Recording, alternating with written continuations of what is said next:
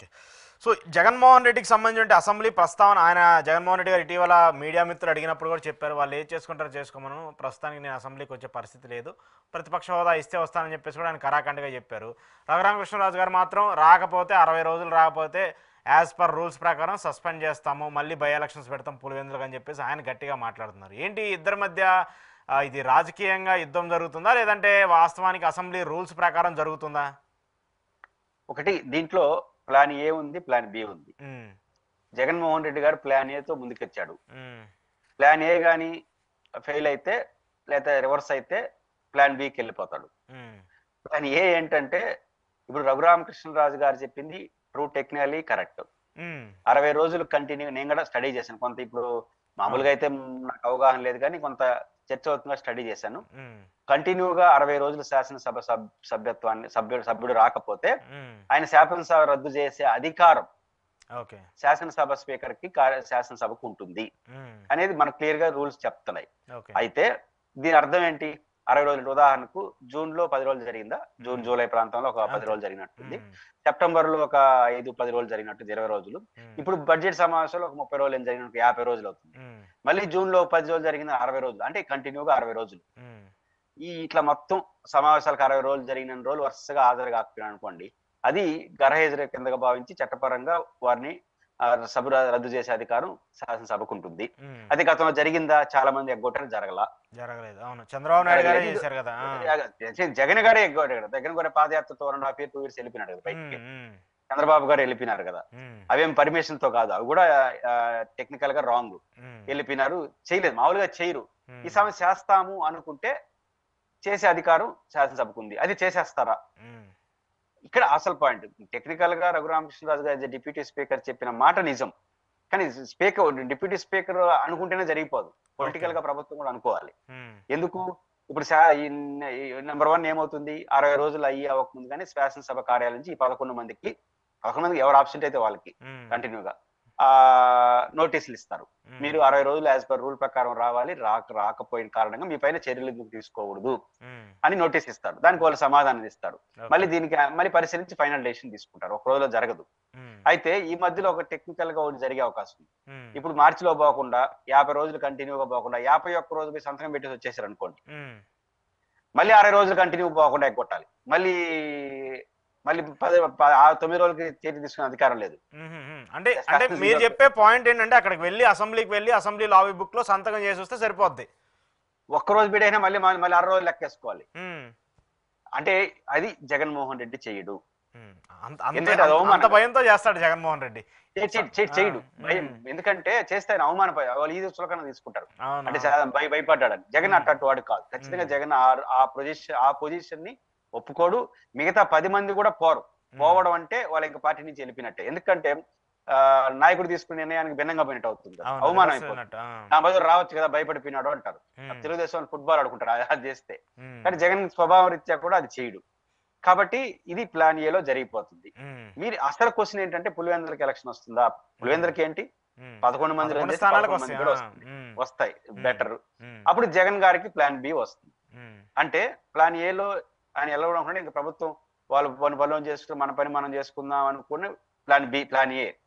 ఒకవేళ వాళ్ళు కఠినంగా రూల్ ప్రకారం ఇవ్వకపోతే సస్పెండ్ రద్దు చేసిన కారణంగా ఎలక్షన్ వస్తే అప్పుడు ప్లాన్ బికి వచ్చేస్తారు. ఏంటి ప్లాన్ బి? ప్లాన్ బి ఏంటంటే ఇప్పుడు ప్రభుత్వం 60 రోజుల తర్వాత వాళ్ళకి నోటీస్ ఇస్తారు. మిమ్మల్ని ఎందుకు 60 రోజులు అంటే ఎన్ని ఏళ్ళు అవుతుంది తెలుసా? పరిపాలన 1 year అయిపోతుంది. జూన్కి 60 రోజులు అవుతుంది నాకు తెలిసి. వాళ్ళు ఇప్పుడు బడ్జెట్ సమావేశాలు 40 రోజులు పెడితే ఇప్పటికే 60 కావచ్చు, ఇంకా తగ్గిస్తే జూన్కి అవుతుంది. అంటే 1 year పూర్తి అయిపోతున్న పరిపాలన అధికారానికి వచ్చి తర్వాత నోటీస్ ఇస్తారు, ఆయన సమాధానం ఇస్తాడు. అనర్భగర్భంగా ఒక వ్యాఖ్య చేశాడు, మీకు అది చాలా మంది గమనించలా. మన విలేకరు మీలాంటి వాళ్ళు మిమ్మల్ని రద్దు చేస్తానంటున్నారంట కదా, ఏంటంటే రద్దు చేసుకోమని సవాల్ చేశాడు ఒక సందర్భంలో.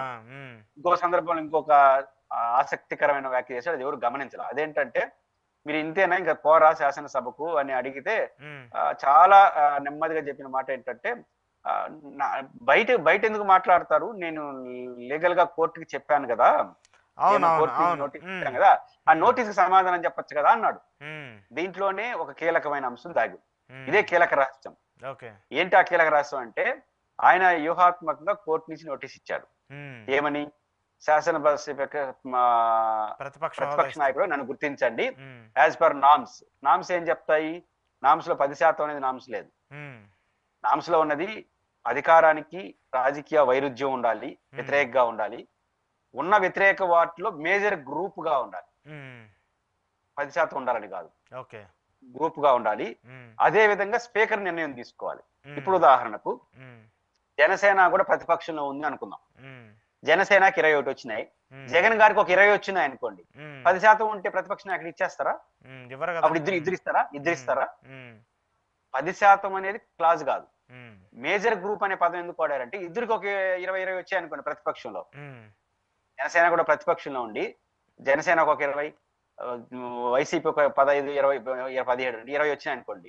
ఇద్దరు ప్రతిపక్ష నాయకులు గారు, అప్పుడు దాంట్లో మేజర్ 21 ఇస్తారు.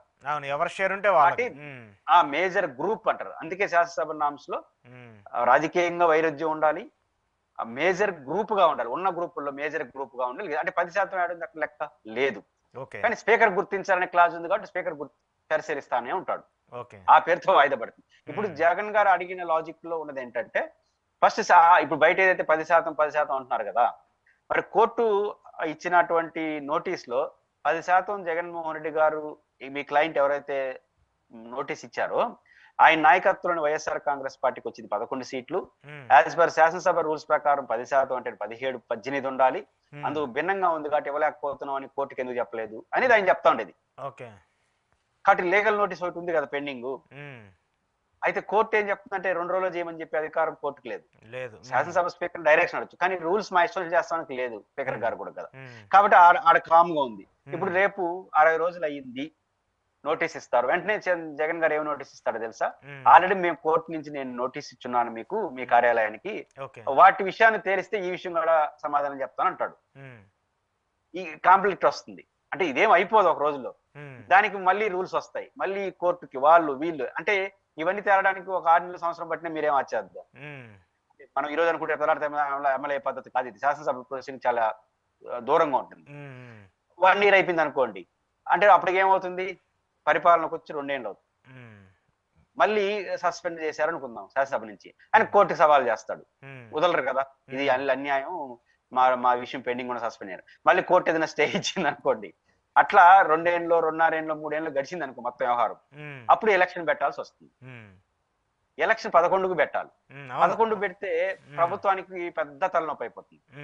ఎంత తలనొప్పి అవుతుందంటే 11 చాలా మంది ఏమనుకుంటారంటే 11 సీట్లు ఓడిపోతే జగన్, ఎందుకంటే 11 సీట్లు వీళ్ళకు ఉంటాయి, ప్రతిపక్షం ఉంటారు, అధికార పార్టీ సర్వశక్తులు వడ్డీ వచ్చి నిలబడింది అనుకోండి, గందరగోళం అయిపోతుంది కదా. అధికార పార్టీ మొత్తం ఛాలెంజ్ గా తీసుకుంటే పులివెందుల ఉండొచ్చు, కానీ మిగిలిన నియోజకవర్గాల సమస్యలు వస్తాయి కదా.